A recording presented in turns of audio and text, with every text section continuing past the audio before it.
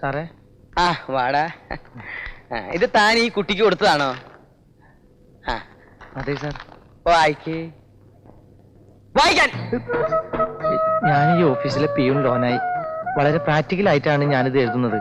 എനിക്ക് കുട്ടിയെ ഇഷ്ടമായി. നമുക്ക് ഒരുമിച്ചൊരു ജീവിതം കെട്ടിപ്പടുത്തുകൂടെ? ഒരു ഉദ്യോഗസ്ഥയെ തന്നെ വിവാഹം കഴിക്കണമെന്ന് ഞാൻ എന്നെ എടുത്ത തീരുമാനമാണ്. എന്റെ ശമ്പളമായ 800 രൂപയും ഭവതിയുടെ ശമ്പളമായ 1200 രൂപയും കൂടി ചേരുമ്പോൾ 2000 ആയി. വീട് വാടക ഒരു 500 രൂപ, കറണ്ട് ചാർജ് 300 രൂപ, പച്ചക്കറി പലചരക്ക് ഒരു 600 രൂപ, വാട്ടർ ചാർജ് 100 രൂപ, പാലിന് 300 രൂപ. അങ്ങനെയൊക്കെ നീക്കി വെച്ചാലും 200 രൂപ ബാക്കി. അതിന് നമുക്ക് ലാവിഷായിട്ട് സിനിമ കാണാം. എന്തേ? സാഹിത്യമൊക്കെ നന്നായിട്ടുണ്ട്. പൊക്കോളൂ. നിന്നോടല്ല, കുട്ടി പൊക്കോളൂ. കുട്ടി പൊക്കോളൂ. എന്താ ലോനായി മോനെ, എന്താ ഇതൊക്കെ? അത് സത്യങ്ങൾ മാത്രമേ എഴുതിയിട്ടുള്ളൂ സാറേ.